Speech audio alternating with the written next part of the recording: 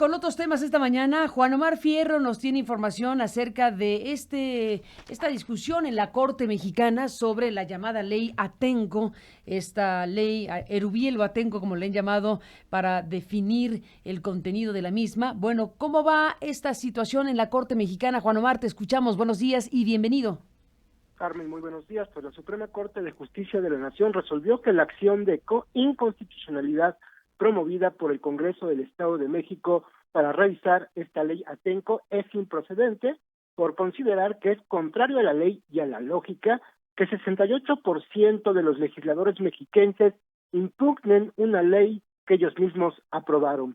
La determinación tomada por el Pleno de la Corte no impedirá que los ministros analicen y debatan el fondo de la constitucionalidad de la ley que regula el uso de la fuerza pública en el Estado de México, conocida como Ley Atenco, debido a que la propuesta también reconoce la validez de las impugnaciones presentadas por la Comisión Nacional de Derechos Humanos y su similar del Estado de México. Por 6 votos contra 5, el Pleno de la Corte aprobó el proyecto presentado por el ministro Alberto Pérez Dayán sobre la improcedencia y la falta de legitimación jurídica de los 51 diputados locales del Estado de México que impugnaron una norma aprobada por ese mismo bloque de 51 legisladores, los cuales equivalen a 2/3 partes del Congreso Estatal, una mayoría calificada. La sentencia aprobada en esta primera votación sobre la llamada Ley Atenco advierte que esa mayoría calificada, pues en el Estado de México, pues cuenta con las facultades legales para modificar, derogar y reformar la norma que ellos mismos impugnaron, sin necesidad de que el máximo tribunal emita o apruebe algún tipo de sentencia o pronunciamiento.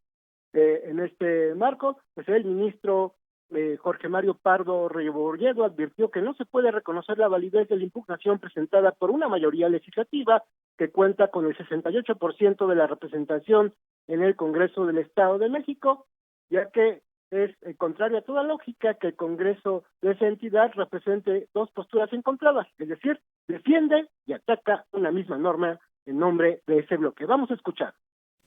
Estamos viendo un asunto en donde la mayoría del Congreso aprobó la ley, la mayoría del Congreso viene a defenderla y tenemos las dos visiones encontradas, la mayoría del Congreso que viene a impugnar la inconstitucionalidad de la ley y el representante de esa mayoría de ese Congreso, de ese Congreso que viene defendiendo la postura de la mayoría que fue quienes aprobaron la misma ley que ahora se impugna de inconstitucional, y a mí me parece que eso, más allá de las disquisiciones doctrinales, pues es de elemental lógica, es decir, no pueden estar, discúlpeme la palabra, litigando la mayoría de un órgano colegiado contra ellos mismos respecto de la constitucionalidad o no de un precepto legal que está claramente aprobado, como en este caso.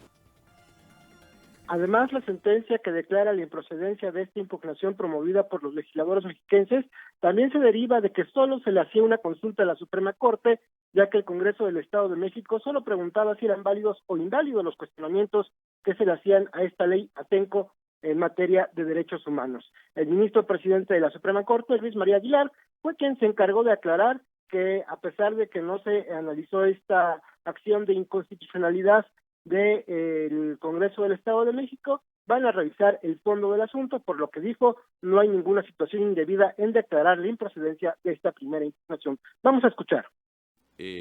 También quiero señalar que este asunto sí se va a analizar porque esta acción no solo fue promovida por una sola de las partes que estamos analizando, sino por otros 2 organismos protectores de derechos humanos, donde analizaremos la ley.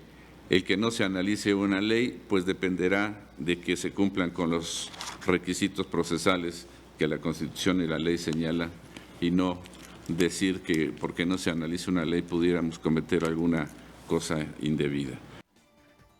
Será, Carmen, a partir del próximo jueves cuando se analicen las partes más cuestionadas de esta norma, sobre todo las que se refieren al uso de la fuerza pública como primera opción para disolver manifestaciones y también a la posibilidad de que se utilicen armas, incluso letales, para controlar movilizaciones que, según esta norma, estén fuera de control y expongan la vida de terceros. Carmen. mi reporte. Gracias, Juan Omar Fierro, por dar seguimiento a esta información, a esta discusión que está teniendo lugar en la Suprema Corte de Justicia de la Nación sobre esta llamada ley Atenco. Gracias y buenos días. Muy buenos días. Buenos días.